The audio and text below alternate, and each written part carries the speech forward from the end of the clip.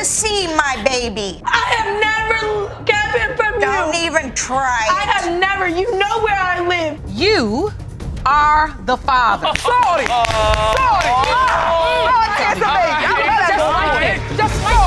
This vindictive scuttlebutt of a woman made the son stand against his mom and sister.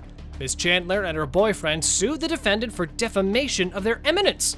On the other hand, to support their crazy actions, the defendants claimed that the plaintiff had manipulated Mr. Hilliard. You and your boyfriend, Mr. Hilliard, are suing his sister and mother for defamation of character. You claim they are spreading malicious rumors regarding the paternity of your son, Brandon Jr. Yes, ma'am. Right in the start, it slipped out that the plaintiff was promiscuous and was busy with numerous guys.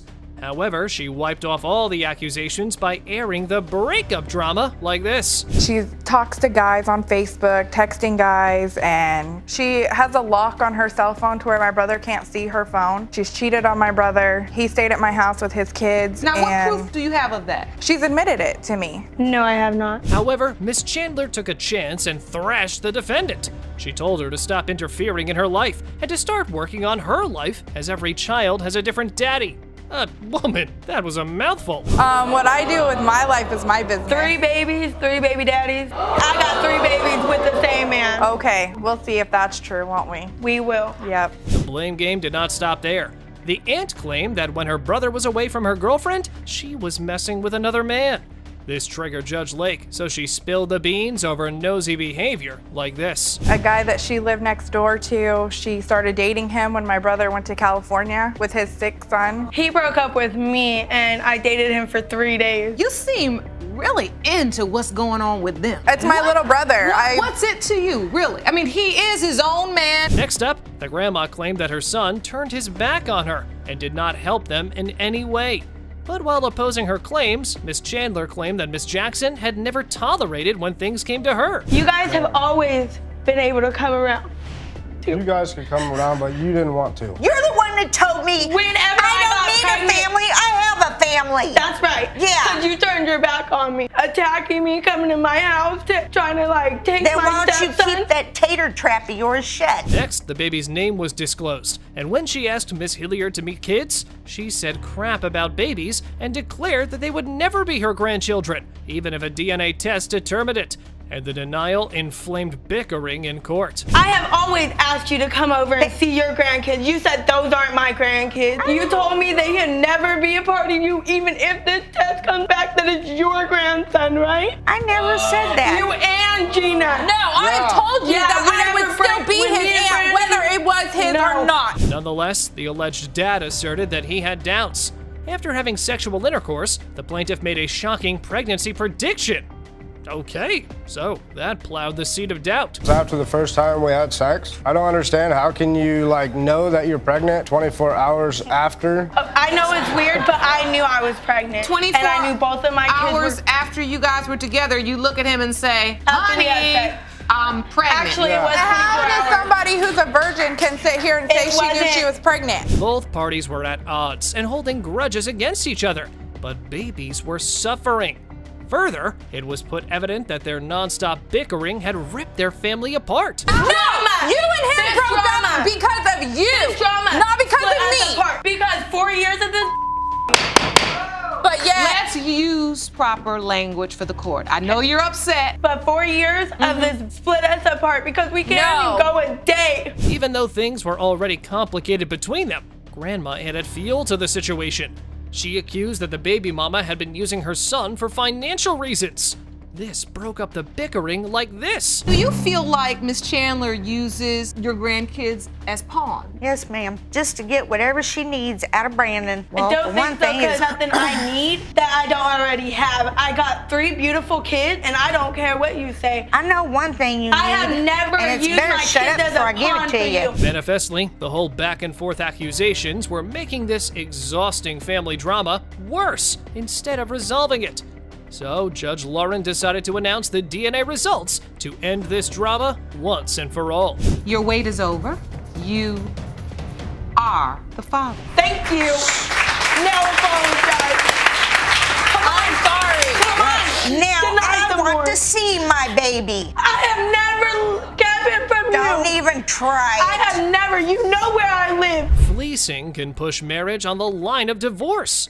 Take this case for instance. Miss White opened her case to save her marriage by proving to her husband that her last child was her biological daughter, and hoped once the DNA test proved it, everything would be sorted. You've opened your case because your last and only way to save your marriage is to prove to your husband that he fathered your 3-year-old daughter, Savannah. Yes, Your Honor. You admit you've cheated in the past, but once the results are revealed, your husband will trust you again. Is that correct? Yes, Your Honor. Mr. White alleged that their marriage has been rough and tough, as he had a suspicion that his wife had been busy with another man.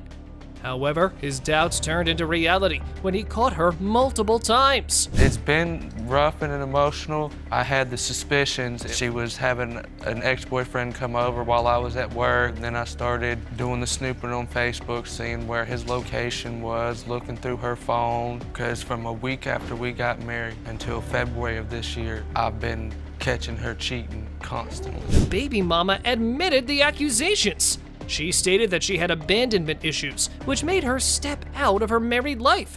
But now she wanted to repent and make things work out in her marriage. I have like abandonment issues because I was adopted. If he's not showing me the love and affection that I need, I mean, I'm not trying to like make excuses for myself because I admit what I've done is wrong, but I just want him to like show me love and affection and be there for me and like hold my hand in public and just be there. Wow, so the mommy kept her husband unaware of the paternity mess she dug for him.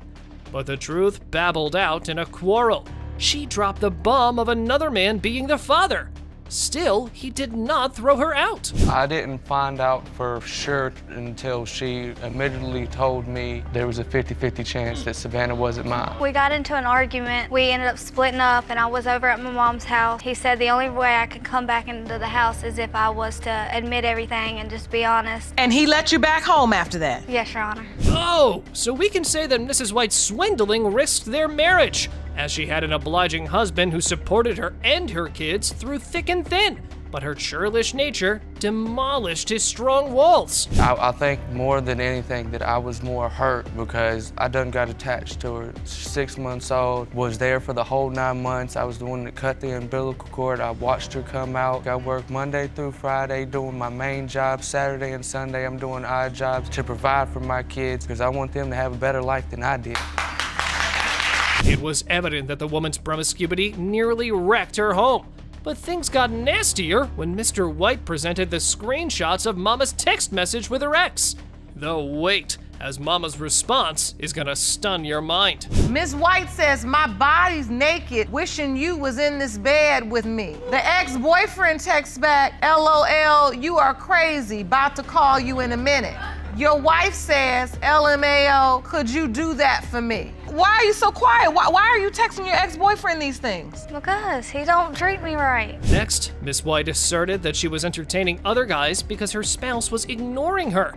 However, the alleged father cut her excuses off with his reality check, like this. How you expect me to treat you the way you want to be treated when you're sitting here sexting other people and doing all this other stuff? I'm not gonna give somebody something they want when I'm getting treated like I'm just a piece of crap and getting used for my money to take care of the kids, because every time that I threaten to kick you out, that's when you want to work on the marriage. If you think that was too much, then watch what the defendant presented next in court.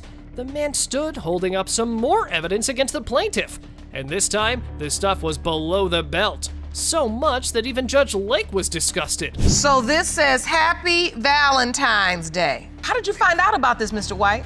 When on Valentine's Day, when I found the text message, I took the entire phone, and I still have possession of the phone at my house. That has all the pictures, all the text messages, all the calls, everything. Even though her false actions and deception led them to the verge of divorce, she did not quit playing. It slipped that when the man tried to move out, she decided to play a mindful victim card like this. I've tried to leave this relationship, but she won't let me leave. I've literally tried to physically leave, and she has stood in front of the car to where I couldn't leave, where she says, I'm gonna call the cops and tell them you hit me. Ms. White, you're doing way too much manipulating. Well, I'm just trying to fix everything. When is the last time you cheated? It's been months. How many months? Since February. It was apparent that false-heartedness and duping damaged Mr. and Mrs. White's relationship, and the only thing that could save the relationship now was to reveal the DNA results. So, let's get to them. It has been determined by this court, Mr. White, you are her father. Miss Butts dragged the elusive deadbeat dad to settle down the paternity dispute. She claimed that she had a brief but hanky-panky relationship with Mr. Richardson, who acknowledged the paternity of her son, but later changed his mind when his mom interjected the doubts. Ms. Butts, you say you and Mr. Richardson had a passionate relationship that led to the birth of your son, Quartier. You and your mother contend Mr. Butts originally accepted and embraced your son, but has since become an elusive deadbeat who refuses to acknowledge paternity. Yes, Your Honor. As the trial proceeded on this note, the plaintiff raised the point that Grandma had disrupted by manipulating her son. But the defendant shut down the mama's story by stating that he gave her $2 and she ended up in his bed. Whatever his mom say, he gonna listen. Today when we get these test results, he's gonna take care of my child. Your Honor, I met her on the corner and gave her $2 and a cigarette. Ooh, She came back with me. So listen, I know I got game. Next man give her $5 and what? 3 cigarettes. Lying. How you lie? Like, how you lie like that? So the man acknowledged and accepted the baby, but had only seen him 3 times. The mother stated that Mr. Richardson played an active role during pregnancy, but things went off when his mama stepped in and they started denying due to his complexion. When he was a month old, he was outside when he met me outside. Oh, he my son, he looked just like me. The whole 9 months he was his. I never said he looked said, like. oh, mom, your grandson here, your grandson here. She came outside, she ain't hold him. She just looked at him. Oh, he's cute. Mama said he gonna her room. Oh, he come back out. Oh, I want a DNA test because my mom said he too dark. That's ignorant. The grandma stated that they doubted paternity due to the baby's appearance. She said that the baby had no similarity to his son, and to clear this scuzzy confusion, they asked Mommy to get DNA done, but she ignored them. Miss Richardson, when you look at the picture, do you see similarity? I see nothing of my son. I mean, my son has 2 children, 2 sons, by 2 different women, but they still both resemble him. And he asked for DNA tests continuously. She didn't want to have any. Whoa! Things went wishy-washy when the defendant got busted in jail. And when he came back, he got to know that his baby mama had dumped him. He claimed that while he was suffering, Miss Butts was busy making love with another man. She was about 6-7 months right there. I went away for a couple months. I went away, I had a crazy past, but, I changed that around. That's another story. I went away for a couple months. When I got back out, I'm trying to get in contact with her because I remember her telling me she's pregnant and all that. I want to know if the baby's mine. Where she said, I said, I want to see you. She with another dude. That's gotta be the father. Next, it was disclosed that Mr. Richardson was ghosted at the baby's birth. And he showed up after 1 month claiming that he was the biological father of little Quartier.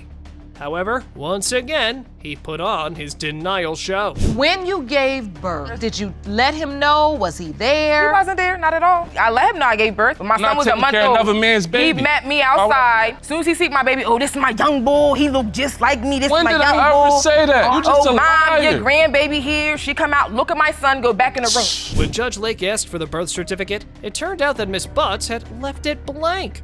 And this time, took a chance and brought the exhibit of, when a woman does not know who the father is, she leaves it blank to support his denial game. You put Mr. Richardson's name on the birth certificate? No, I did not. Why, if you knew he was the biological father? Because he wasn't there. You say when a woman doesn't know who the father is, you leave the father's name blank. In this case, she knows who the father is. It's not my name.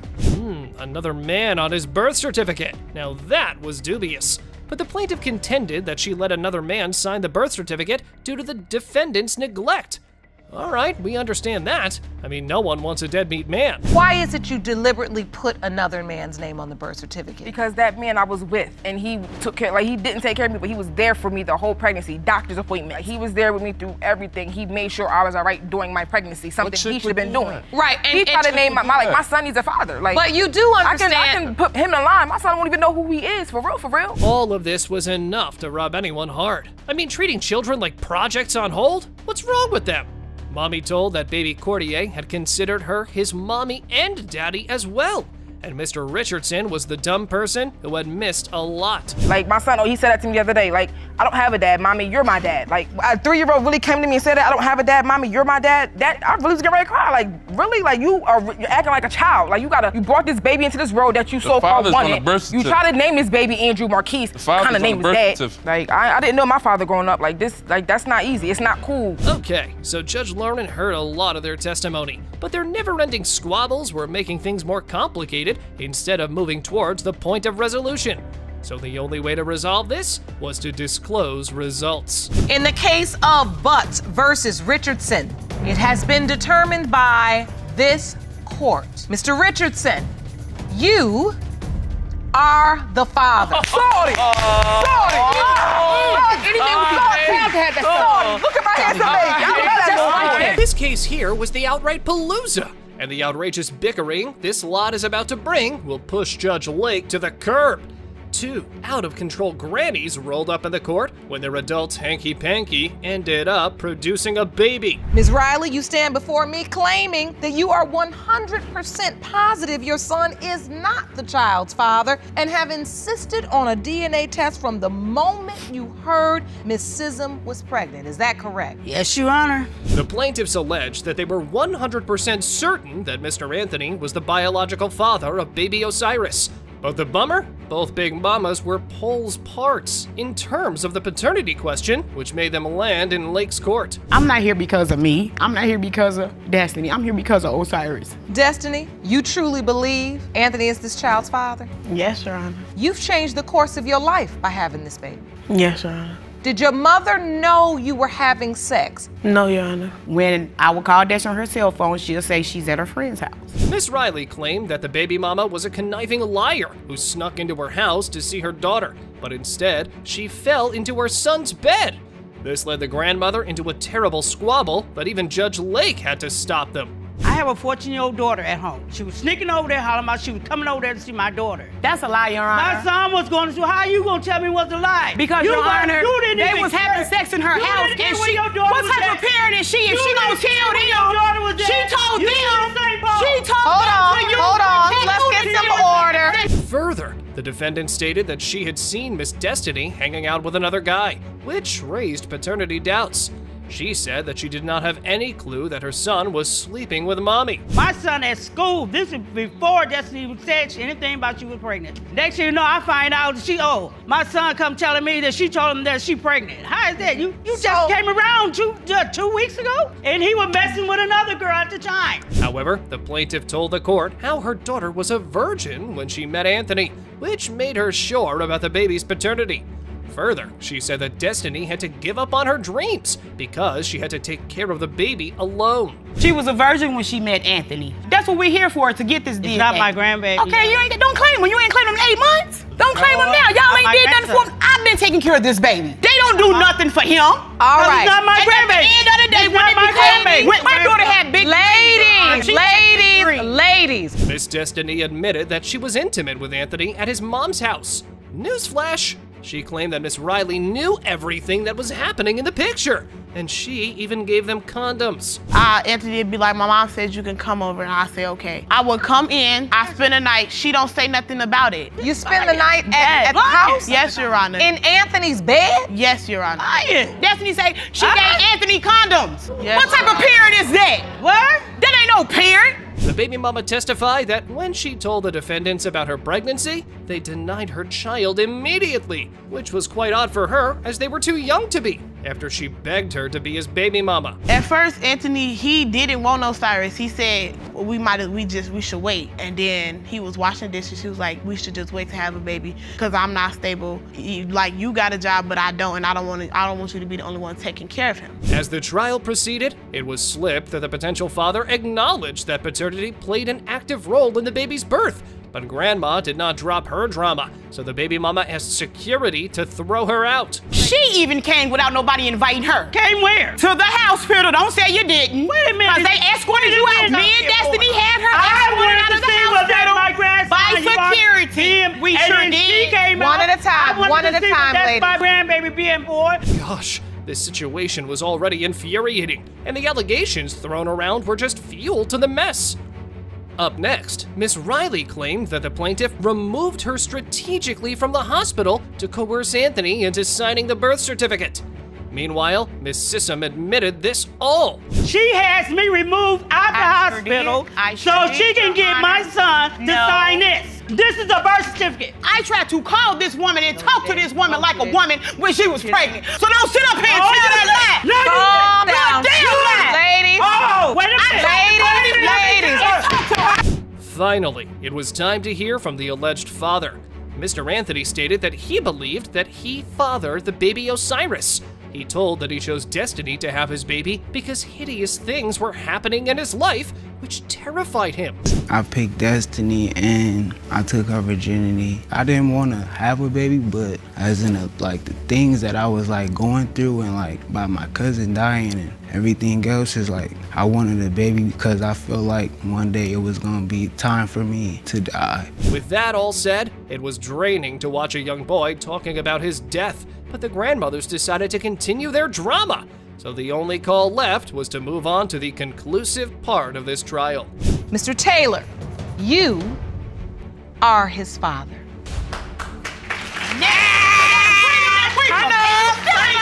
My grandson, I'm still gonna take care of. This is about the most ignorant stuff I done seen in here in a long time. Sit down. You all are this is shameful.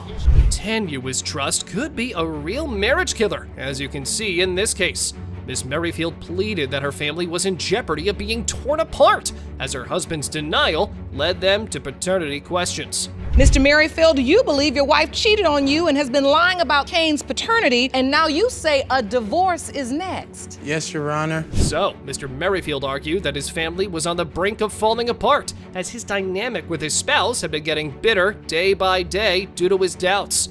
So, if DNA results came back negative, then divorce could be the last step. I have divorce papers here. I need to find out the answer if this is my child or not. He always results to that. Anytime we have a fight or an argument or whatever, it's always divorce. It's never work it out, let's talk, whatever. He always throws up divorce in my face. People have been through worse than what we've been through, and he always, just at the littlest thing, brings up divorce. However, the defendant explained that he caught baby mama texting some other dudes, and this made their relationship toxic. But the plaintiff opposed his assertion and claimed that his testimony was nothing but a fabrication of imagination. If you ask me, these blunt accusations are a little hard to believe. He lets his imagination, his mind go off, oh, well, if you said this, then it's probably this. Well, you admit you were texting someone else, another man. I did. He's friends with every Facebook woman that he's ever slept with. They comment on stuff, but if it's me, Is that true, Mr. Merrifield? Is there a double standard here? No, there's not a double standard. Yes, there is. To support arguments, Mr. Merrifield brought evidence of text messages to the courtroom, which was really in his favor. Even the woman admitted her false actions, but defended them with a similar rule of my life, my rules. This is a message where you text this man. Yes. And you say, are you messing with my wife? Yes. And he says, hey bro, don't nobody want your wife. I'm far from it. And I'm not about to be arguing with you. You need to be with your wife instead of acting like a clown. I can talk to anybody I want to talk to. Up next, Judge Lauren asked them about how their relationship started, and it was revealed that they were instant love bees. But as time elapsed, they lost the bond, and the relationship went off the lovey-dovey track. I was her first boyfriend, first everything, so she wants to experience other men and other things. So I'm like, okay, I have to deal with that. She'll break up with me for a weekend, go do whatever she want to do, and come back and want to be back together on a Wednesday. That's a lie. What I'm saying? She always put other men before me. You know what I'm saying? When That's how he feels. Those are his insecurities. She always chooses them. Oh, so it sounded like Mr. Merrifield was the man with double standards. He made his girl change her number, but won't do something like that when it comes to him?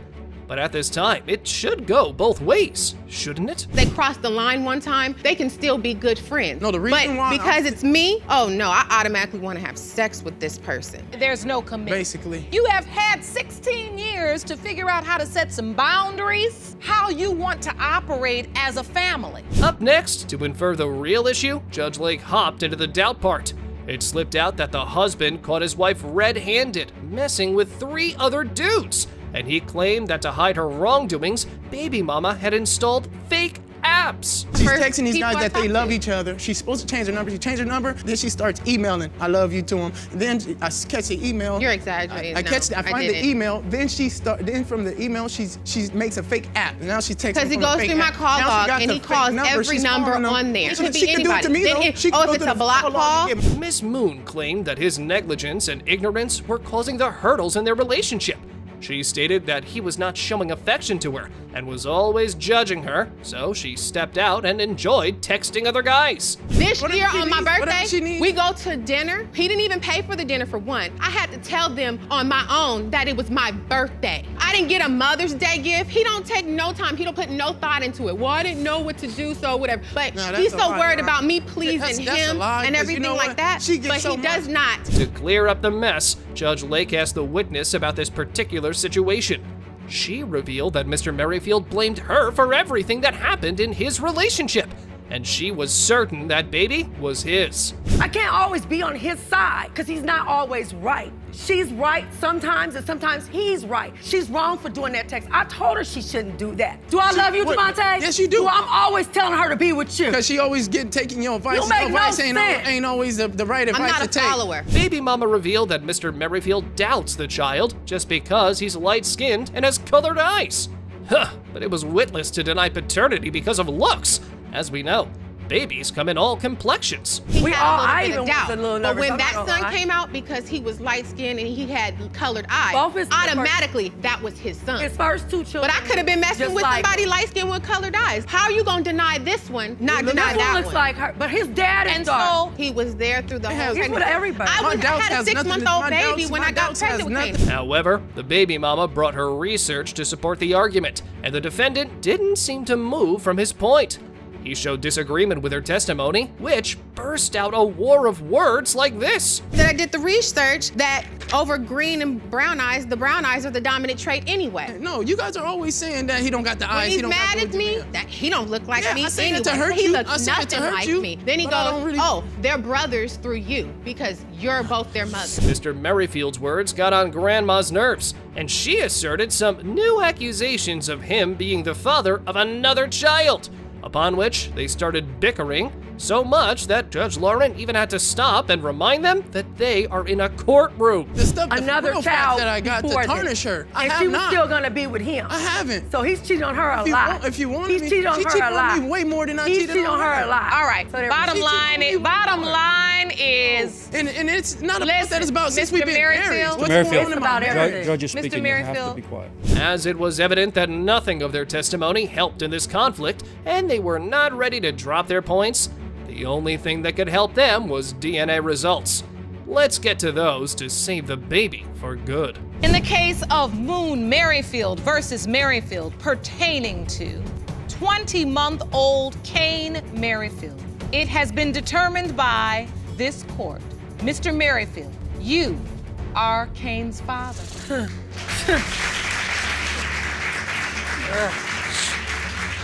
Being ignored by your father can make your life miserable. As you can see in this case, Miss Jones stepped up in the court when the shocking revelation jumbled her. She claimed that the defendant claimed that he was not the father and treated her accordingly.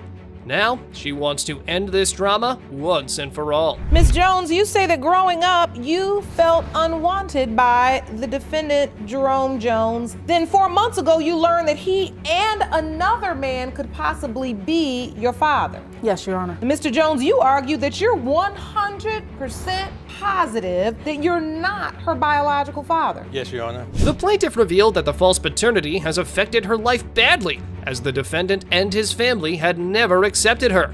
They've made her feel unwanted, and no one has played an active father role in her life. Your Honor, I felt unwanted and lonely and invisible. Oh, it was painful to watch a young woman cry like that, but the defendant, on the other hand, seemed to lack any sympathy for the girl, just because he claimed that he knew for sure that he wasn't the father. Your Honor, when I was with her, I was always protected, and I made sure that. And then when she says it must have burst my protection, which I knew it did not. But we all know even birth control is not 100% effective. Up next, Judge Lake summoned the plaintiff's mother. She claimed that she was sure that Mr. Jones was the only possibility. She even told the court that the guy at the podium was a deadbeat, and the alleged father testified the opposite. Why, when she went down there to file for child support, when they asked who the father was, the lady told her, said, if you can't tell us who the father is, you cannot get support. And she hesitated, and then she said Jerome Jones. What you felt like all these years was that she wasn't completely honest during that time. Exactly. Listening to such revelations was rigorous. Further, Mr. Jones told the judge that it was the mother of a plaintiff who sowed the doubts by hesitating to name him as the father on the birth certificate. If you really felt like that, you could have came up with the money and had that DNA test done. Everything else is irrelevant. Then why did you leave? I wasn't there. Yes, you were. I was not there. Oh my. Further, it slipped that both mommy and daddy were cheating on their partners, and Miss Jones was the result of their infidelity.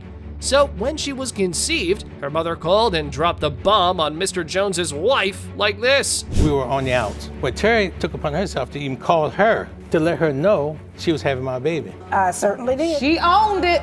Did you know he was married when you slept with him? Yes, ma'am, I did. And when you called her, what did she say? She was like, what? I said, yes, my name is Terry and I'm having Jerome's baby. As it was evident that the plaintiff was so tired of being ignored that she could not believe what the defendant said about accepting her. We can understand that being treated like crap by your father can surely make you disbelieve his words. So deep down inside, you believe he's hoping the results prove that he is not your biological father. Yes, because growing up, I heard my mom tell me that he always talked about I was never his. Well, see, the first thing, she should have never been telling her that from the start. First of all, I don't lie to my children either. You have to lie. Either way, it was not the plaintiff's fault, but the defendant kept blaming her. So Miss Brittingham gave him the reality check like it was her duty. Yes, Mommy, go! This fact had to be articulated. If you loved her, you would have been there for her. You can't say that you love her and never be there for her. So shut up. I gave you her phone number. If she changed it, I gave you her number. And you would always say, I lost her number. You lost her number because you didn't want her number. It was in my phone. With that all said, it was draining to watch young women paying the price for others' wrongdoings. The only call left was to move on to the conclusive part of this trial. Hopefully, it will bring Miss Jones the closure she's been longing for. Mr. Jones, you are not Lakeisha's father. I know that's not the news you wanted. Are you okay? Yes, Your Honor. We say in this courtroom all the time, it takes DNA to be a father, but it takes love to be a daddy, and what?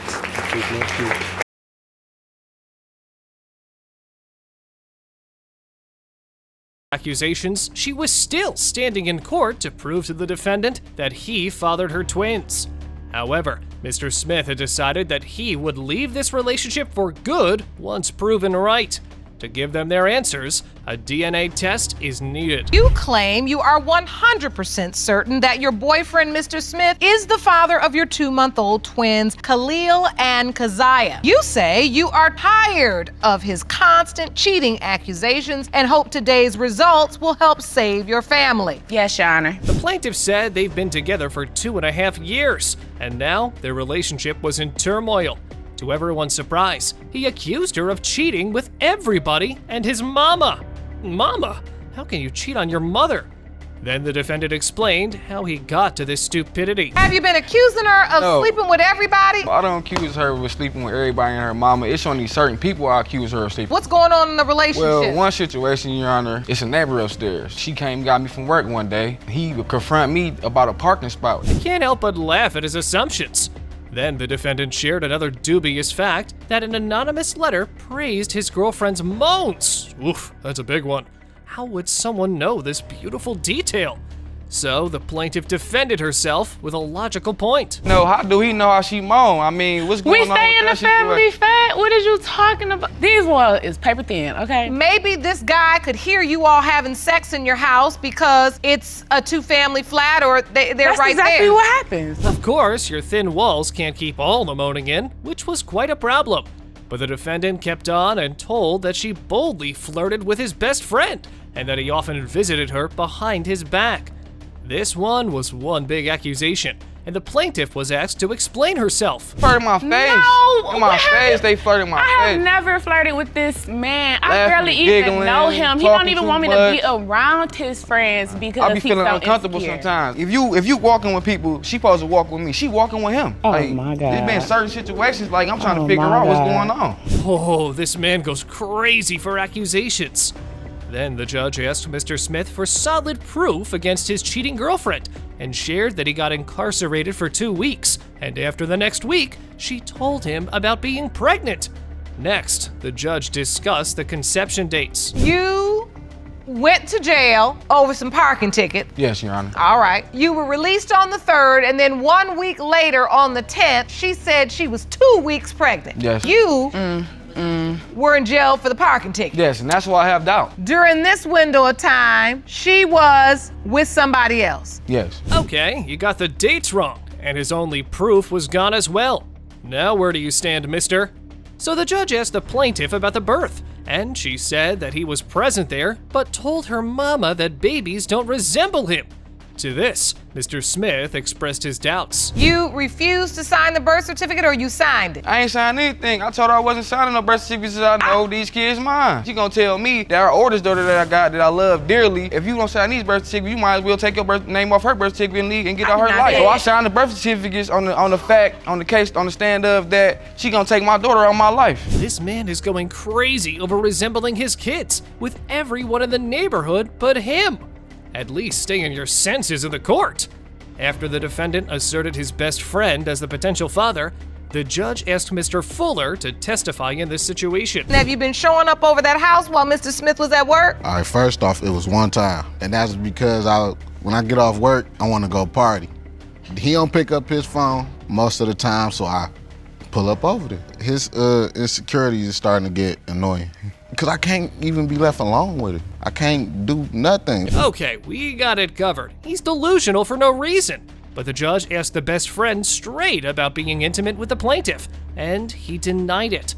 Moreover, he also shared another clowning story in which the defendant was the real clown. Y'all playing footsies under the table? Yes, you did. What are you talking about? He grabs the baby, bring him over there, put him up to my face, like, see, he look just like him. This ain't my baby. He don't look just like him? Yes, he held my son. You hold the baby up to Mr. Fuller's face? Yes, I did that, Your Honor. I shouldn't be laughing over this, but this man is a petty entertainer.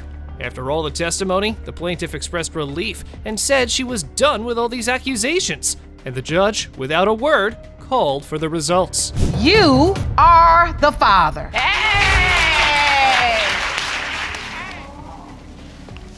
I'm feeling like, man, I'm just feeling relieved. We be going through a lot of stuff and a lot of, glad that these my babies and we can get this over with. Fame and pride can make you crazy and loathful when you are too obsessed with yourself.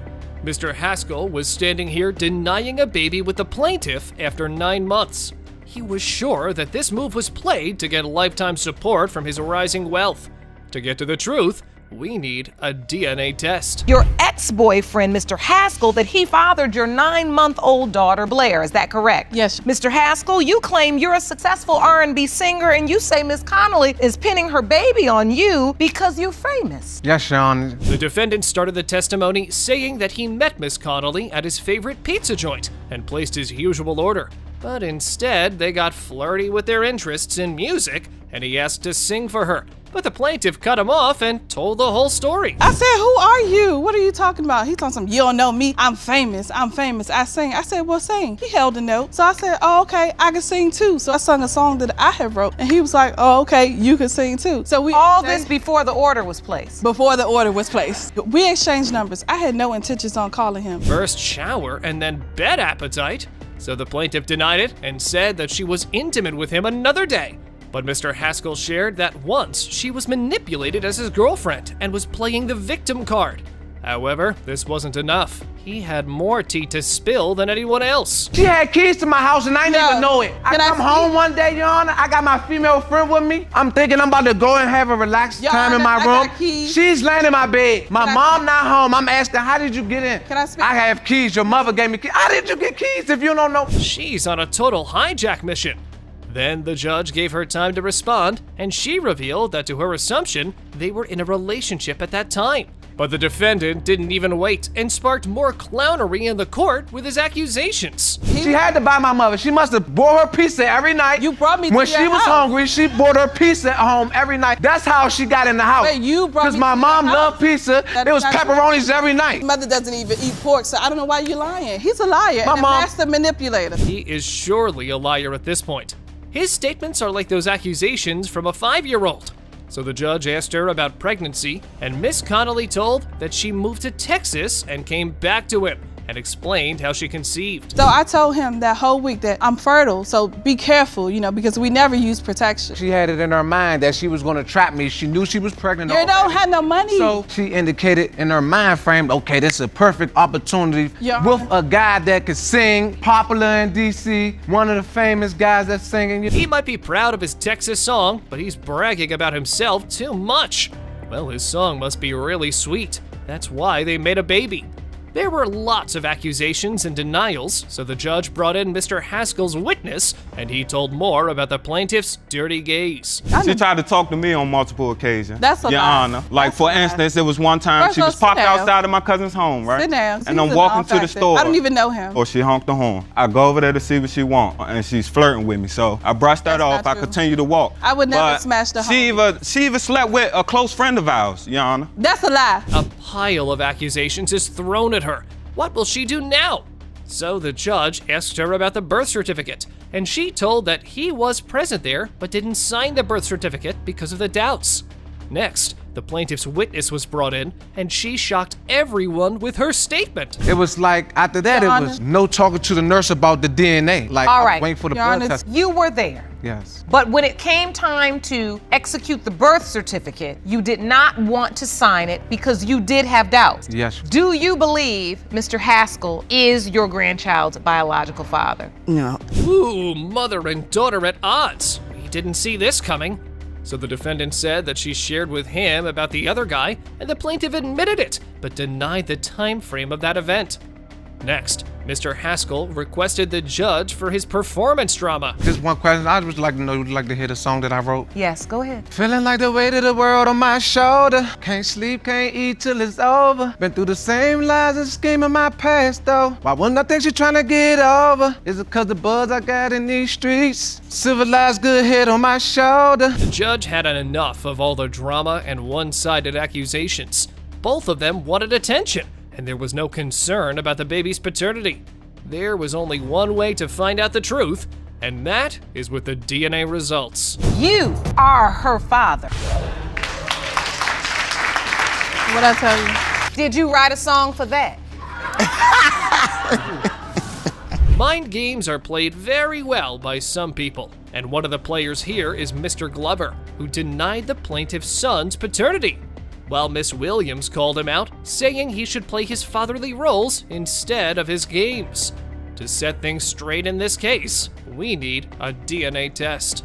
Ms. Williams, you say you are furious that Mr. Glover is denying paternity of your 10-month-old son, Ralph. You claim Mr. Glover is an irresponsible man-child who would rather play mind games than be a father. And you intend to prove paternity today, is that correct? Yes, Your Honor. The plaintiff started the testimony and said that Mr. Glover played mind games with her, and every time he had to cheat or lie, he would straight away deny her baby and avoid his responsibilities.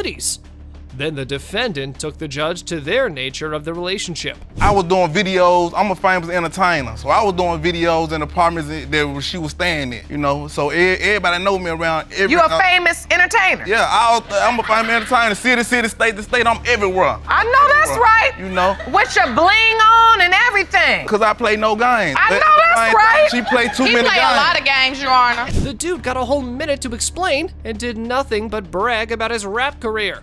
So the judge again asked the same question, and the plaintiff replied that they were friends and got together, but he knew that she was being nurtured by her sugar daddy, and the defendant started arguing with her. You planning the baby? You planning the baby because the mind games kicked in. He All didn't right, come so home. I want to understand this. Did you break it off with your sugar daddy? No. And they prove right there that ain't my baby, because she ain't break it out with nobody. She was fumbling around all in the city. I don't know who baby that is. He was playing mind games telling me he was going back to school, but he was making it work with his ex. The judge wanted to understand more, so the plaintiff explained that a lucky butt dial from Mr. Glover exposed his dirty lie while he was grinding another girl.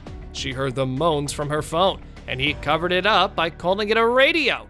Then the defendant quickly defended himself. Now, She knew the type of person, she knew the type of person I was when she first met me, Your Honor. She knew I really wasn't no one-woman man. She knew that when she first met me. You wasn't a one-woman's man when I met you, but you wanted to be a one-woman's man once you found out what type of good woman I was. It's why you took me off the market, How you was a good woman and you run around with several other different men? So after sugar daddies and moaning radios, what's next they've got for us? Just wondering.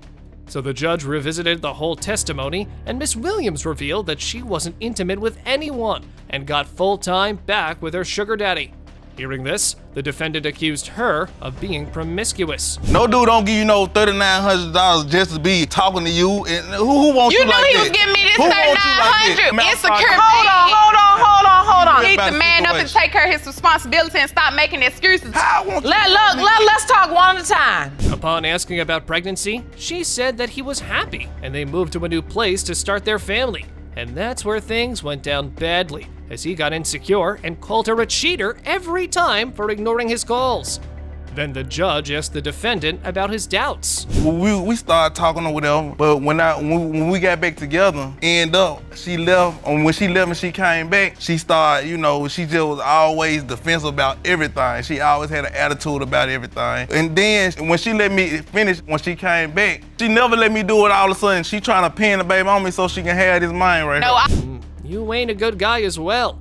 Next, the judge got it confirmed from Miss Williams that she wasn't intimate with anyone during the conception period, and then brought the defendant's witness, who gave the testimony against her. When it comes to a sugar daddy, a daddy ain't gonna be there unless you giving him some sugar. This is the hotel of the location that Jaleesa sent me. After she got her clothes off the back seat, she exited the vehicle very fast. I got to this edge, looked to the right. Dun, dun, dun, dun. This is the vehicle that belongs to the man in question. The plaintiff explained that her sugar daddy was only there to get her a room, and she was never intimate with him. So she gets herself clean every time there's a doubt. Next, the judge asked Mr. Glover why he felt like he was being trapped. And her the next day, so I know this is a lie. That's why I said I cut the cake right there. It ain't my baby. We can go on leave now. Yeah, because we was already arguing about him not coming home the day before. It's a sad situation. You a sad person. Now you yourself. sitting up here denying all this about this baby when you been there the whole 9 months. So why all of a sudden he in question only when you mad? Both parties stood in the court crazily arguing over their priorities and were completely ignorant of the innocent baby whose paternity was in question. So, to end all this drama, the judge was ready to announce the results. It has been determined by this court. Mr. Glover, you are the father. So where's my apology? Clap this apology on over this way. Come on. Into getting foolish by a married man, Miss Brown was desperately standing in court to fight for the paternal fight of her daughter's blessing.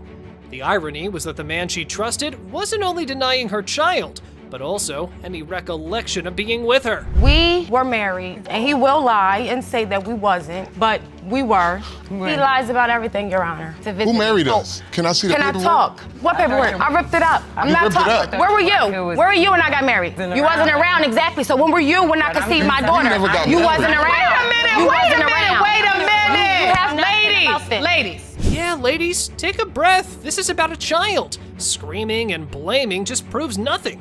Anyway, amid this mess, the judge was caught up in the fact that how Mr. Shinoster managed to get married to another woman while he was still married to the woman standing next to him. How did you marry him if he already had a wife? Because he didn't have a wife. How did married to me and me Ms. at Douglas the time. was together, but we were not married. We were separated. We met through a mutual friend, which we basically had a long distance type of relationship. We talked on the phone, we Facebooked, all of that. So we don't court. We meet, we get married. That's how it goes. Don't court? Get married? Right after meeting on Facebook?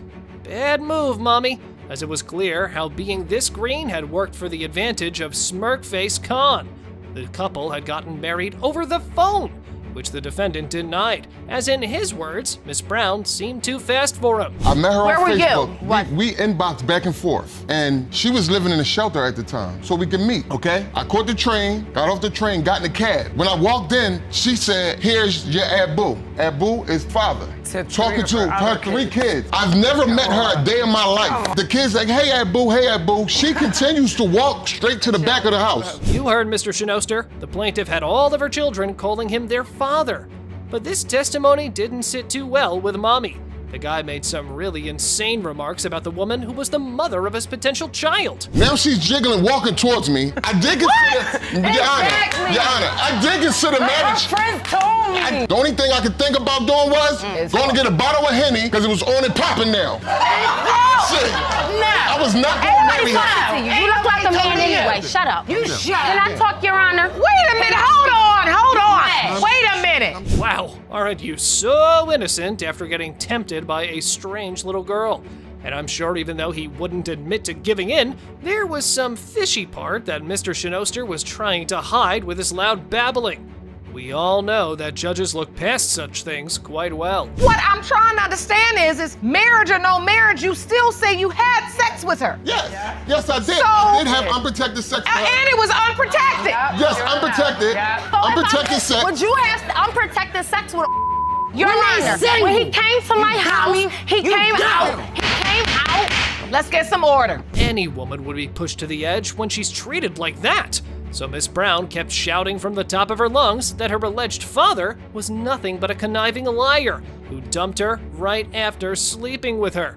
After this, the judge asked the ori-eyed plaintiff about the pregnancy. How soon after you ended the relationship with Mr. Shinoster were you intimate with somebody else? 6 weeks after. And how soon after that did you find out you were pregnant? When I found out I was pregnant, I was 6 weeks and 3 days. I had sex with another man 3 days before I found out I was pregnant. And so when you found that out, did you immediately call Mr. Shinoster? Yes. And we all know how that revelation would have gone with Mr. I'm So Innocent. So as we had anticipated, Mr. Shinoster claimed that the other guy was the real father, because he was on the profile picture of the plaintiff, and there was no way that the baby was his. Nonetheless, all this was too much for his wife. The boyfriend is the man that she's talking about, which is the same man that's on her Facebook profile picture with Your the Honor, baby. Your Honor. It's a family collage Your Honor. of this same man. That's the only reason I knew who this man was is because I seen his face on Facebook in that never family saw him. collage. Ms. Douglas, I know this is difficult for you. If you need to leave the courtroom, you may be excused. That running way made sense. Who would want to be part of such a mess? Coming back to the other guy in the picture, the outraged woman told the court just because Blessing's real father had refused to step up.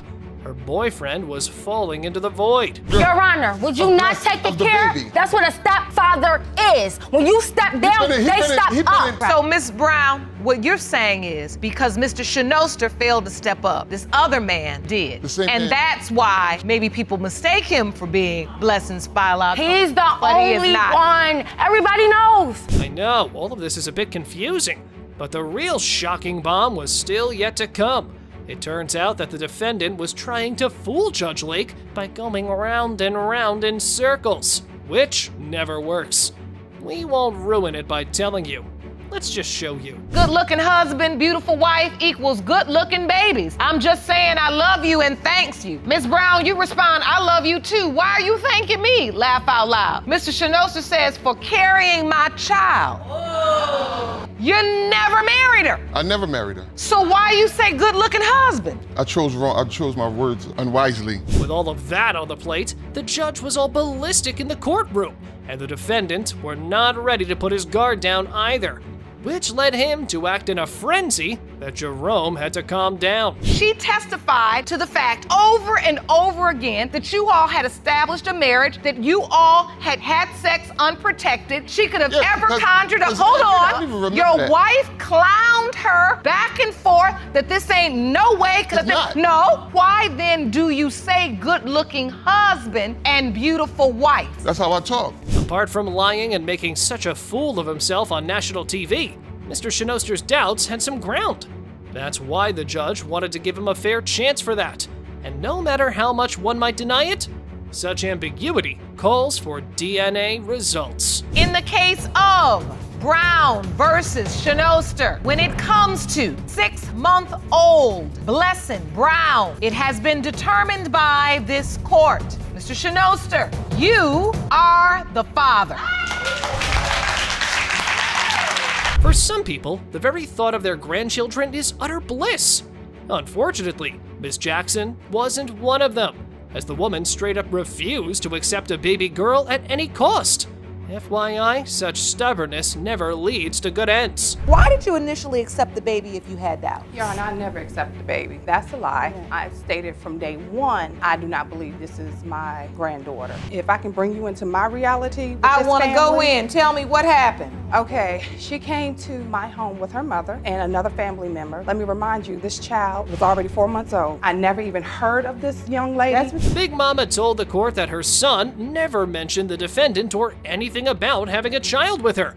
Even though Miss Pickens was in love with more men at the conception time, she was still persistent that Miss Jackson's locked up son was the baby daddy. When I met him, I had a boyfriend. Exactly. Me and the boy stopped. So she also said Me she and the was a boy cheater. stopped. Hold on. Me- When you met her son, yes, you had a boyfriend. Yes. So somehow you get Yes. into a relationship with Miss Jackson's son. Yes. Like we wasn't in a relationship. We were just messing around. Okay. Me and her son was messing around And every you had day. Every day. Listen. Unprotected sex. So they might not have been dating at all, but they were completely in each other's hair. However, it got revealed that after breaking up with the alleged father, the defendant chose to mess around with another guy, who was her first pick as daddy. At the time your child was conceived, having sex with any other man, Miss Jackson's son and the boy who I was going with after him. And you thought he was the father Yes, at first. Yes. The guy that was after Miss Jackson's son. Yes. Did you get a DNA test with him? No, man. Yeah, seems like Markel changed her mind. But the question was, what brought such a change of heart? In Baby Mama's defense, it was Miss Jackson's son who kept pushing that he was the father. Did the plaintiff know about this? He's saying this is my baby. Yes. So he ain't never denied it. If he did, he denied her around them. Your Honor, I will agree. So you think they look alike? Yes. Your They Honor. look just alike. That's his My son look like Sonia. And no, he Yes, don't. come He on. My don't son look look like more me. like her than he does me. She said Nah. her son look like me. No. Yes. No. Can you stand up and turn to the court? No. That look more like her son than mine. Come on. Clearly, all of this wasn't convincing enough for the Graham, for her child looked like her mommy and her family. Nonetheless, she kept mentioning that mommy had accepted the child. So when the judge implored the plaintiff for this, Miss Jackson went on like this. I never established a relationship with this child. We got text messages that will even sit up here and say I never established a relationship. That child been to my house 3 times. If that's the case, Your Honor, Listen, we can either get this resolved or y'all can go on back home and act a fool in the street because you're not going to act it up in here. I am serious. The judge has a point. Acting like streets weren't going to help anyone. To find the truth, they had to behave civilly. That's why the judge asked Jerome to stand between both stands. So it was established that the plaintiff had made no effort whatsoever to warm up for the child. You're saying you didn't establish a relationship because you never truly believed this was your son's child, but the child has been to your house on several 3 occasions. occasions because my son wants to get her. There's no relationship, and she. So you do acknowledge that your son felt like. Yes, I will say that. Nicole further added that the scheming mother had even gone to the length of faking a pregnancy test to nail her son as the man. That's an accusation now, isn't it? But the plaintiff kept pressing that the not-so-real babies were twins, because the mother of the real grandchild was pregnant with twins. About faking a pregnancy, stated she was pregnant with twins when she found out Aaliyah was pregnant, and come to find out that's a lie because her mother told me it was a lie. She acted like she was in a hospital when she really wasn't, Your Honor, and she gave me a bogus number stating that it was the hospital number and it went to a cell phone. What hospital have a voicemail? When she found out Aaliyah was pregnant, she is very jealous of Aaliyah. Whoa, grim of jealousy is the reason that baby is in this wrangle? But who would put their own child's future in jeopardy just out of envy? I find that hard to buy. But anyway, let's watch what happened next. Why did you lie? Yes, I did lie because I was kind of hurt. I was hurt because at the time. So you did it to get back at him? Yes. But you now have to understand why your credibility is about shot. Yeah, I know. why another woman, another person, or a judge might not believe what you're saying when you make up an entire pregnancy story that you then have to admit was a lie. Yes. Okay, now even I think that baby mama is just making the whole thing up. And the judge was mixed too. That's why Judge Lake called Miss Pickens' mother, who also stood firm on the defendant's testimony. She even went to the length of accusing the grandma at the opposite podium. To me, she looked just like hair, eyes. She does look like this little boy done lived with me for about a month because his mother put him out. Exactly. When He didn't have nowhere to go. But I had a picture of Kevin, her, his little brother, and his dad, and they all look the same way. Miss Dates even told the court how she herself confronted her daughter to make sure she wasn't pinning the child on the wrong guy. But Markel assured her mother that another possibility was not the father. That's why Sonia was standing in the courtroom defending Miss Pickens. I asked her at one time, you know what I'm saying, because she didn't have no features of this other guy. Okay. You know what I'm saying? Then when she told me, she never said Kevin, she said somebody else. Didn't happen, so Kevin came around, and that's when I started seeing her features, you know what I'm saying? Like, okay, she do. She got So nappy you hair went like off him. of the fact that you felt like they resemble. Okay. Right. Thank you so much. You may be seated. The judge had listened to both sides with patience and had reminded them that this trial wasn't about them, but rather about the child. The good thing was that Miss Jackson came forward and claimed to take care of the child if DNA proved relatedness.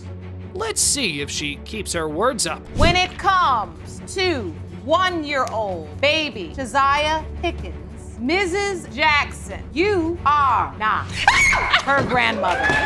Got you. Don't do that. Don't do that. Don't do that.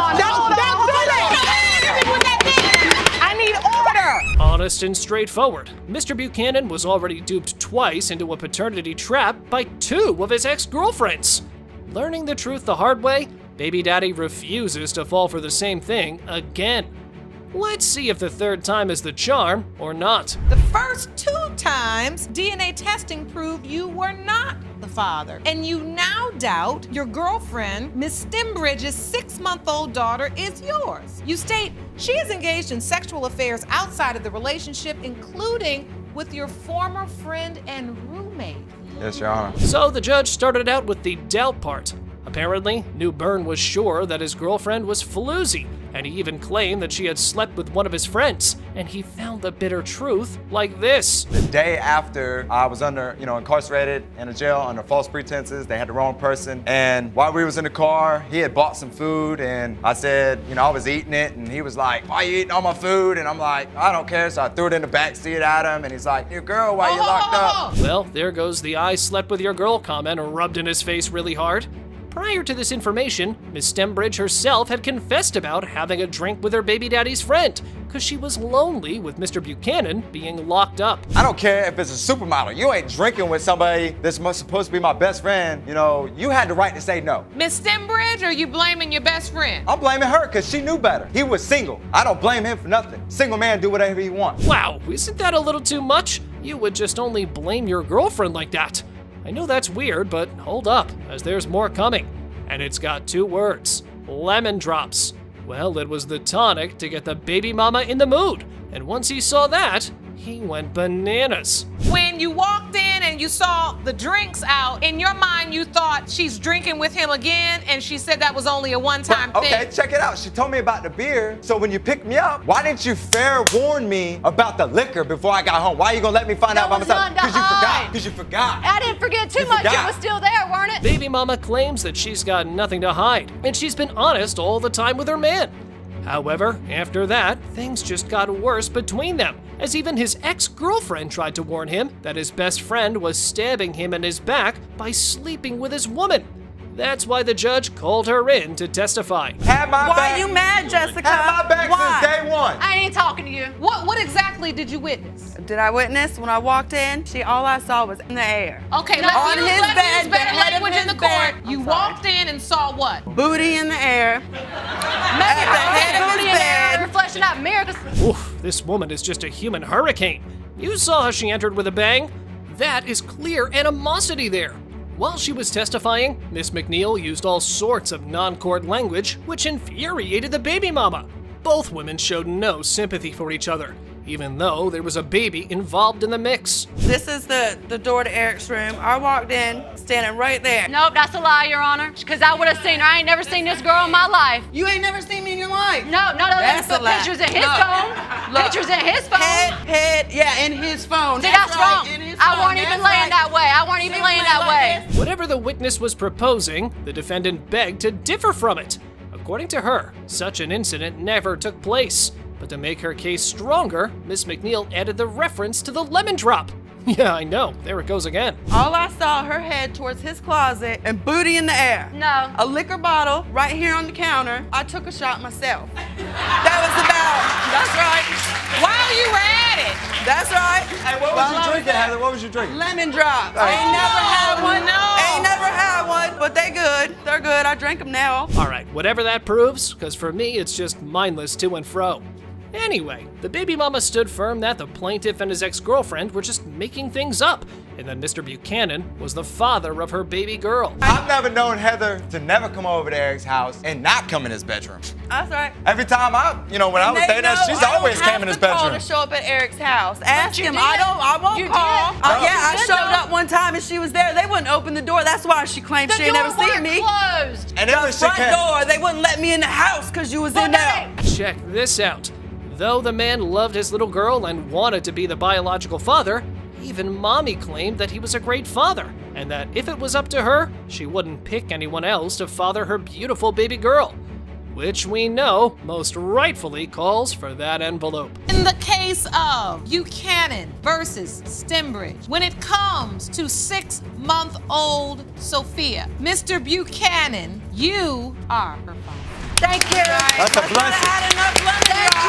The man hired a spy to confront his sly wife. Mr. Malone stepped up in the court when his watchdog caught his wife with another man that raised paternity doubts in his mind. And DNA diagnostics would determine the future of their relationship. Ms. Malone, you admit to cheating on your boyfriend, but are positive he's Avery's father. Today, you are hoping the DNA test will restore your relationship. Is that correct? Yes, Your Honor. All right, Mr. Malone, why are these results so important to you? Results are real important to me because I really want to know if Avery's really mine or if she isn't. So the trial began with the nature of their relationship.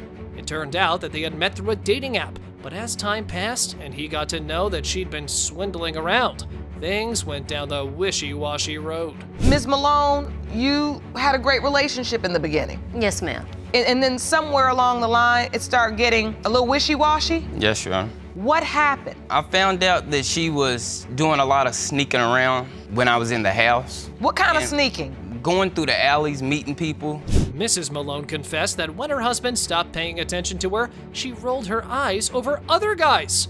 However, the man alleged that even after her swindling, he wanted to sort things out between them. He wasn't showing me any attention. We wasn't on a break at all. Were you all my committed? knowledge, we was in a relationship Your Honor, still. yeah, we've been on and off for 3 years now. Right now, we're off. Are you living together? Yes, ma'am. Yes, Your Honor. You're off, but you live together? Yes, Your Honor.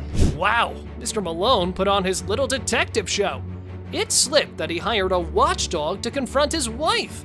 As you know, trust is the pivotal element of a relationship, and if you don't have this, you would probably end up doing what this man did. Do you remember that confrontation, Ms. Malone? I told him that it was my father that came to the door, and he actually asked my father, and my father said, yes, I came over there that day. Did your watchdog say that there were any other men, Mr. Mason? There were multiple. Did he give descriptions of all of them? No, Your Honor, Yes, it was Your not. Honor. However, the baby mama confessed that she was messing around with other guys, because the plaintiff was not the man she expected him to be. But does this give anyone the pass of sleeping in another man's bed? When you cheated, when you were out with this other person, was that during the window of conception? Yes, Your Honor.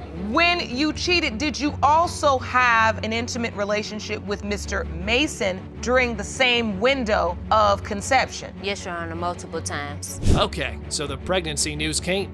It was exposed that her conception scoop enraged the potential father, and he ferociously announced to her family that Mrs. Malone was carrying a child that was not his.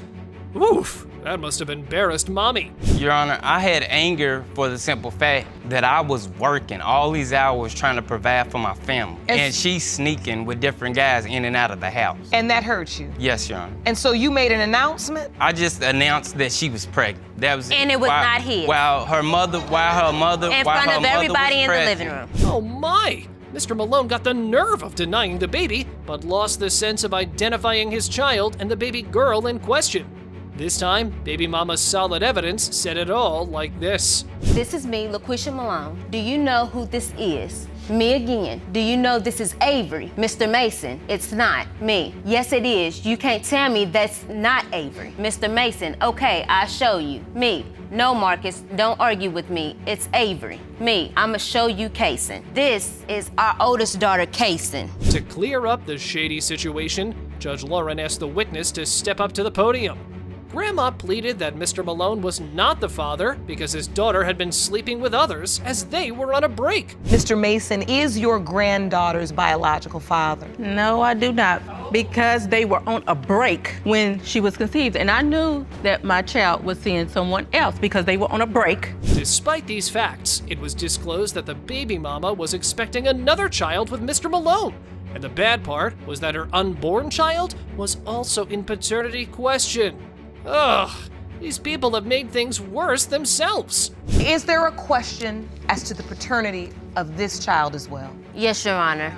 He doesn't think that the unborn is his. I did it first until I found proof of doubt in Miss Malone's phone. This is your son. Don't he look just like you? It was evident that the promiscuity of Mrs. Malone had jeopardized their relationship, and there was no clarification on any point. So the last thing to settle this dispute was to get to those results. Mr. Mason, you are not her father.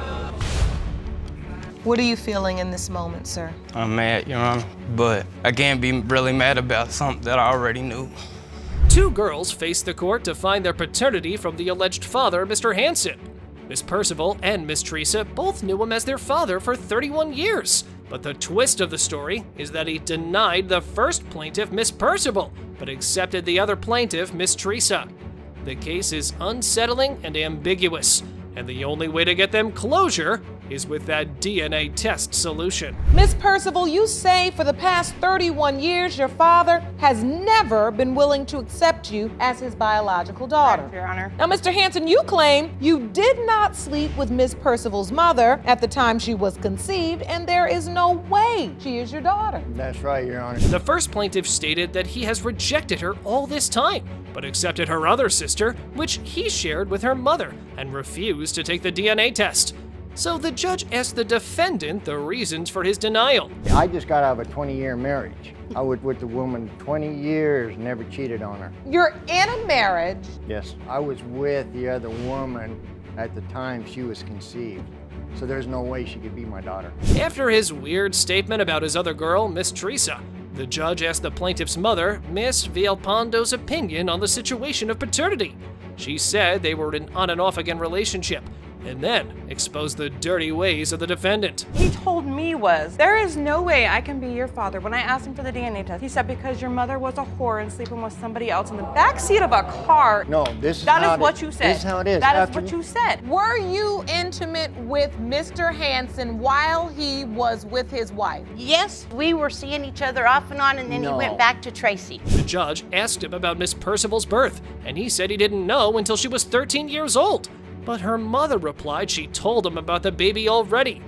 Then the judge asked them about the DNA test, and the plaintiff said she asked him, and they continued arguing over their statements. I wasn't even around her. I don't even know where she's getting this. When you first met Miss Percival and you were told this was your daughter, you first laid eyes on her. What did you think? Did you think she looked like you? No, I know she wasn't mine.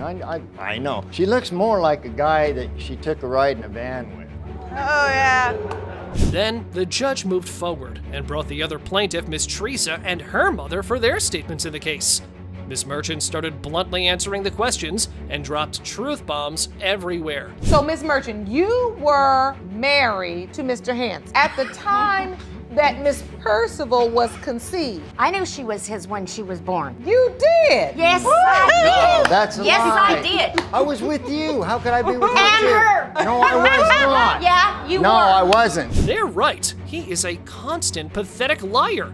Then the second plaintiff, Miss Teresa, testified that he was an in-and-out father in her life and called her a whore like her mother. She also shared that he practiced unequal treatment with her. He's never denied any of my brothers. He's always taken care of them. And I just always felt like I was never worth having a father. I go over there all the time to her house. The past I'm year close and to a my half, grandkids. He's 31. Yeah, I know. 31. How long did it take to find Not you? 3 You were months. married 5 times. No. Everywhere else. I didn't know where you were. He's a terrible person and a psycho. I mean, who calls small girls whores? Miss Teresa continued that he always called her mother a bad person, and her mom never said anything against him. She further shared her feelings regarding an absent father. No, I You don't. still tell her no, I'm a I whore. don't. You The only still thing we're talk dealing about with her. is what we're dealing with now. You truly don't know who your father is. No matter I hear what, Your one thing Honor. and I hear another. As far as I'm concerned, he's my father, so was both of my parents. I feel stuck right now because I don't know. But no matter I what. need answers. No matter what, she's gonna be I my need daughter, answers. no matter the outcome. After her statements, Mr. Hansen comforted the second plaintiff about accepting his responsibility, and Miss Percival got angry and asked the defendant about his duty towards her. And upon his denial again, she submitted proof of her paternity. I was with Tracy at the time. I was never with Miss Percival at that time. I was with Tracy. But you do admit that you had a sexual relationship with Miss Villapando. Yeah, a couple years before that, because there's no way. I was with Tracy at the time. To cope with pain, a person can go down in any pit. The poor girls are stuck in their lives with a father like him. Upon listening to Miss Teresa's feelings, Miss Percival couldn't hold herself strong this time, and also cried her heart out. For not having a father figure in my life and him denying me for 31 years. It was the worst growing up like that. See, it was they're the saying worst. I'm denying him. You are denying them. I'm You not are. denying him if That's I the- can't find him. No. This case was a whole pack of heartbreak, broken lives, and lies from the defendant. And it was time for the results to solve their troubles and give them closure with reality. Mr. Hansen, you are her father. No, Yeah. told you. Mr. Hansen, you are her father. No way. Childhood friendship gets lost when you overstep your boundaries and do something inappropriate like this, where the plaintiff claimed that her friend Mr. Rogers denied the paternity of her son, and the defendant had been incarcerated for 2 months for failing to pay child support. Mr. Rogers, you say you spent 2 months in jail for unpaid child support and are currently behind more than $2,500 in payments for a child who is not yours. Yes, Your Honor. You and your mother are here to prove that you are not Ryland's biological father. Is that correct? Yes, Your Honor. The plaintiff said that they'd been dating for a long time. She admitted sleeping with someone else, but during the conception period, she only slept with the defendant, and she added that his mom didn't approve of their relationship. Then, Mr. Rogers cut her off, explaining his side of the story. So you all kept this a secret? Yes, ma'am. And you all were having unprotected sex? Yes, Your Honor. Yes, Your Honor. She texted me one day, sent me a picture while I was at work, and it was a sticky note that says 6 weeks pregnant. I text back, congratulations, tell the other guy congratulations. But were you sleeping with her during the window of conception? Yes, ma'am. We had slept together. I was not in a relationship, Your Honor, with anybody. The judge asked about pregnancy, and the plaintiff said that she'd been doing everything on her own. She added that the defendant came to the hospital but left before the baby's birth. Then Mr. Rogers defended his actions. I felt like she was trying to push me as the father because she knew we would always be there. Our families would be Her together. dad and I were best friends. All that's been ruined since all this has happened. The truth is you all grew up like brother and sisters, Yes, cousins. I mean, that was my home away from home. I mean, I was always with them. Like you can see in that picture, like we was friends, we was happy, we was best friends growing up, literally best She friends. was like one of my children, Your Honor. The judge asked the defendant's mother to share her feelings, and she said that Miss Walters was like her daughter. They were like a family, but they were shocked about the relationship. Then she added how she found out about the plaintiff's cheating. did you ask her about it once you found those condoms? I did not. So when Doesn't you matter. first found out she was pregnant, I got a phone call and said, Lindsay's pregnant and she's saying Roy's the father. Well, Roy was with me at the time. And I turned around and I said, Roy, did you know that? He said, that is not my baby mama. Did you know at that time they had been sleeping together? No, that was when I found out. That was when you found out. After the mother's statement, the defendant quickly said that he didn't sign the birth certificate, but the court sent him a DNA test date, which he missed because he was in a different state, and the court automatically assumed him a father.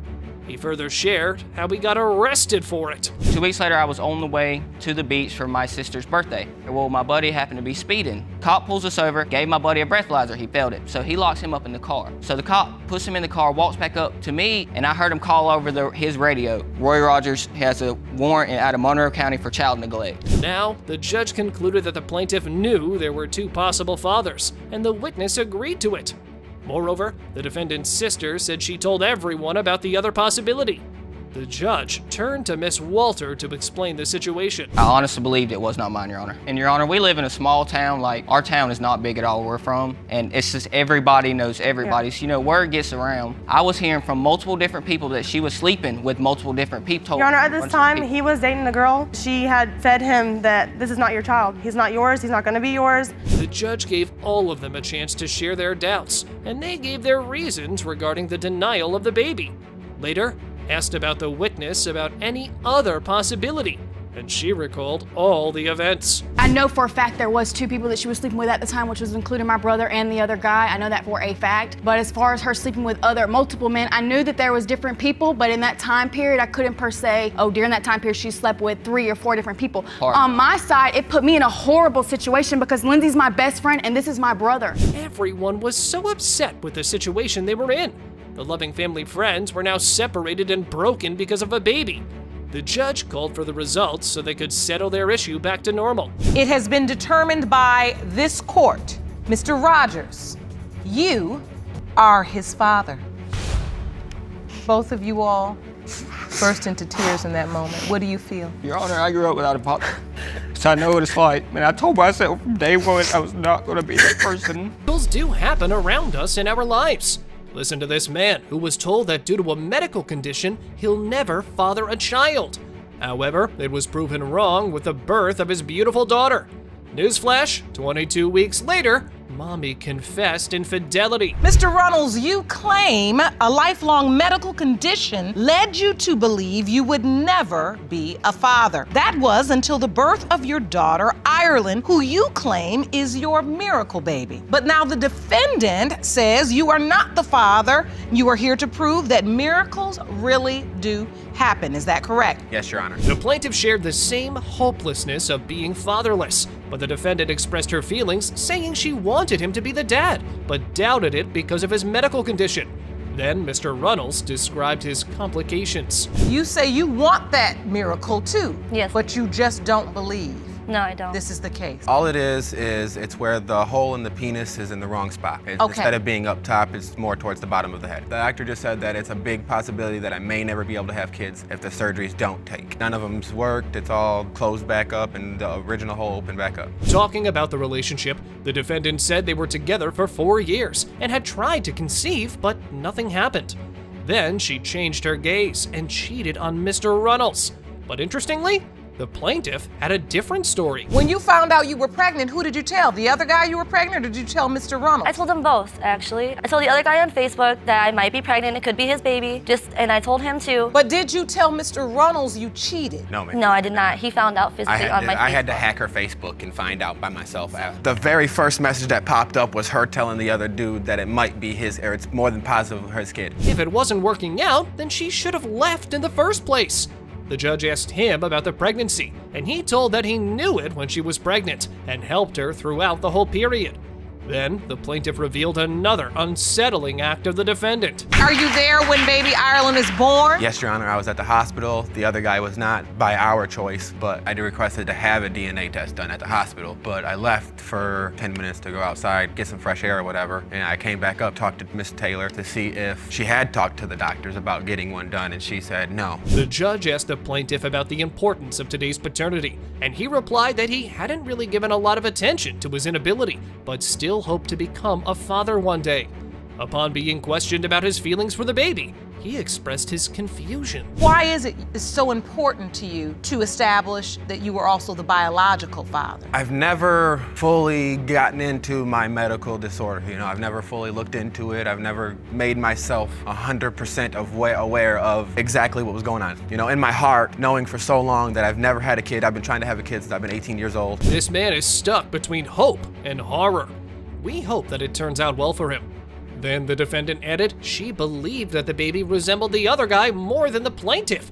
So the judge also asked about the other guy's thoughts regarding the baby. He don't even want nothing to do with her. He goes back and forth, Your Honor. I'm not even gonna lie. What was your relationship like with this other guy? Well, we only known each other for like almost a year. And then he came over one night, we hung out, and it led into more than that. A week later, I took a pregnancy test. They both came up positive. And I told him not to get his hopes up on the first one because I didn't want to have him go thinking, oh yeah, I'm having a baby, and then I go to the hospital. Miss Taylor's story seemed very honest in the court, but the plaintiff said her hangout plan was different from what she told him.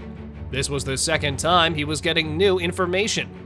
Then, Mr. Ruddles shared his version of the story. Before we get into that, that's kind of funny how Miss Taylor says that he came over, because her whole story to me was she met him out at the park and they went out to the woods to We met at the park and we had went back to my house. But yeah, you just said he came over to the house. So you're getting new information today? Yes, ma'am. I was told that it happened outside of my house, in a park, somewhere outside. This case is leading into the pits of confusion.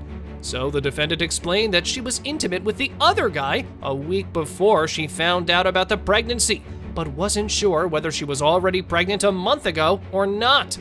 She also expressed her feelings regarding the baby's future. Me and the other guy had an intercourse on the 26th of December, 2015. And when we did that, a week later, like January 1st, on my mom's birthday, as a matter of fact, I found out that I was pregnant. I want her to have the best future she can have. I don't want my daughter to have no father. I want the best for her. I want her to have an outstanding childhood. I want her to go to college, graduate, everything. Her fears are real, but the outcome of this situation doesn't feel good. Let's hope for the best.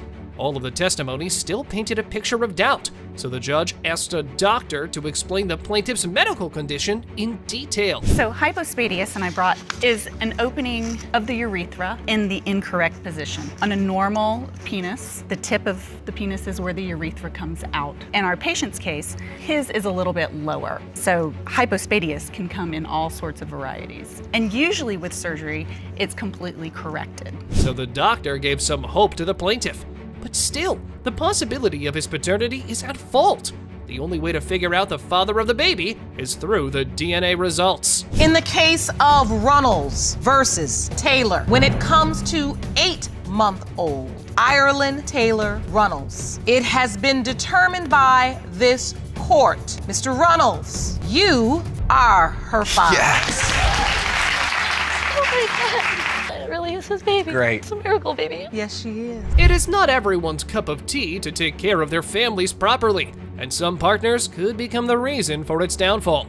Take this case, for instance. A disturbed mother brought her ex-husband to prove the paternity of her son, but the defendant accused her of pinning his name on their son. Miss Tan, you are disgusted that you had to drag your ex-husband to court to prove he fathered your son, Daniel. You are here to put an end to this question that has torn your family apart for more than 2 decades. Is that correct? Yes, Your Honor. Mr. Wynn, you say that after your wife's reckless affair and lies, she became pregnant and tried to pass Daniel off as your son. Yes. The defendant started the testimony by saying that they were very young when they got married, but after their first daughter, things went bad. The wifey was getting flirty with his hairdresser friend. He also shared how he caught them cheating together. I met this gentleman that I went to school with and decided to introduce him to my wife as a friend of mine. And next thing I know, he's coming over, messing with her hair, supposedly a hairdresser, giving her all the comforts that I should be giving her. Ooh, that's a classic case of cheating. Flirting with your husband's friend and sleeping in his pal's apartment? But it doesn't end there. The poor partner had another dirty story to share about his wife. Listen to this, and it has far more flavor than the previous one. We went camping one weekend. So we get to our campsite, we camp. He ends up in our tent that night instead of his tent. And Your Honor, as we sleep in the tent, there's Excuse me, her, we only have there's one her, tent. There's him, and there's me in the middle to divide them. Because this is my wife. I want to sleep next to my wife, not another man. I wake up the next morning, I'm against the side, and she's in the middle between us. You must have a strong nerve to do that, especially in a tent. The judge asked Mr. Wynn about any other doubts, and he blatantly said she continued sleeping with that guy. Seems like all these stories were not enough, so he finally told the moment he caught her cheating. So I come home early and same thing. Found that she was not in our apartment. Went over to his apartment and knocked on the door, didn't get an answer. Made a statement that, I was gonna kick the door in if they didn't open the door, because I knew she was in that apartment. And when she did open the door, she was dressed in nothing but a sheet wrapped around her. No clothing. Well, the mommy got herself cleaned for one story at least. The judge asked her about the pregnancy, and she said she found out 3 weeks after her affair, but told the defendant about their son after 2 years. So, Miss Tant, how soon after this night with the sheet did you find out you were pregnant? I was 3 weeks pregnant when I found out 6 weeks later. So, Mr. Wynn, when did you find out about the pregnancy? Not till after the boy was 2 years old. She contacts me and tells me, we have a son. I'm gonna try to get back together and make a family out of it. The judge asked him about the responsibilities, and Mr. Wynn said he moved back with her just to take care of their son, but was left hurt when he found out that the baby boy doesn't carry his name, and explained the sketchy act of the plaintiff. Did you raise him as your son? Yes, ma'am, I did raise him as my son. I took him under my wing. I made sure he had what he needed as he was growing up in life. And that upsets you. You feel robbed of raising my child, my family to carry on. My name stops with me. Why tell a man that he's your son when you changed the baby's surname? Then the plaintiff admitted that she did it to own the baby. Also, she agreed that her one-time sleepover might be the cause of uncertainty. The judge further asked the son about the conversation of doubt around him. Daniel, your mother has admitted that she has doubt. Has she ever explained to you that there was doubt, or did she always tell you that for certain this was your biological father? She's never said that she had any doubts. He's the one that's always said he has doubts. But now as you stand here today and you hear your mother say that there is a doubt. Don't know how to feel about that, Your Honor. Whatever they said today didn't matter as much as the pain of a 3-year-old kid who had to go through questioning his paternity all his life. Today's results were more important for him to keep him at peace, so the judge called for the results. Mr. Wynn, you are not the father. Still love him regardless. I'll continue to love him even though he's not mine. He's mine in my heart, and I'll always be there for him. When your baby's paternity is in question and his father has passed away, carrying him all by yourself can be difficult. Sounds difficult, right? Well, that's exactly what happened in this case. But the twist is that the defendant calls Miss Crow's efforts greedy for money. To settle things right, we need a DNA test. Ms. Reinhardt, you state that Ms. Crow is a liar and a manipulator, and that the child in question is not your deceased son's baby. You say Ms. Crow used your son for money when he was alive, and now it's trying to claim him as her son's father only to get death benefits. The plaintiff replied to the judge that it wasn't about money. She just wanted her son to know his father's family. She also said that she had kept her defendant's son and the baby in touch before his death. Next, the judge asked Miss Reinhardt about the doubts. It is more than just the money. My son cannot grow up and meet his father. So he deserves that right to know who his father is and to know who his family is. And so, Ms. Reinhardt, you don't believe in the time period when she told me she was pregnant, it didn't happen that way. There's no way she could have been just 2 weeks pregnant and had her stomach firm as she did. The plaintiff told them about the relationship and how things took a quick start, but also shared that she never slept with anyone else during that time, and he never denied the baby. But the defendant didn't buy that and cut off to argue with her. Can you talk to me about the relationship? When I first met Jay, we were at a skate park. I noticed him in the parking lot and I called him over to me and we had a conversation. He did ask me to be his girlfriend and we did have unprotected sex as well. I did not sleep with anybody else in that time when I was with him. He'd have believed you if you told him the sky was purple. After this, the plaintiff took the same road and explained some more resembling genes of the baby to the alleged father. But we all know that resemblances are sometimes deceptive. Can't count on them. Then the defendant shared the pregnancy test story claim. Just right there, you can see it. Like his hair, that is Jay. There are things about him that are a lot like me. I asked her if she took a pregnancy test, Your Honor. She told me no. I said, you didn't take a pregnancy test. How do you know you're pregnant? I know my body. I know Well, what first it of feels all, your like. hormone levels Feel have to build up to even pass a pregnancy test. Ooh, did you just learn this? So the gene game is going very strong here, but it's not a total surety. About the birth, the plaintiff said that he was present there and was very excited about the baby. But after 3 months, both of them moved on. But the defendant sparked another curiosity about the baby's father. Did JC accept the baby as his own? He told everybody he's really happy, he's excited. He never denied my child. He had me take pictures on his phone. And after that, we went our separate ways and, other things happened. But I was trying to take care of my family. And, I lost my father the same year my son lost his father. Both sides are going very strong here. The judge asked the plaintiff about his death, and she said they were in different states, and she found it out through a Facebook post.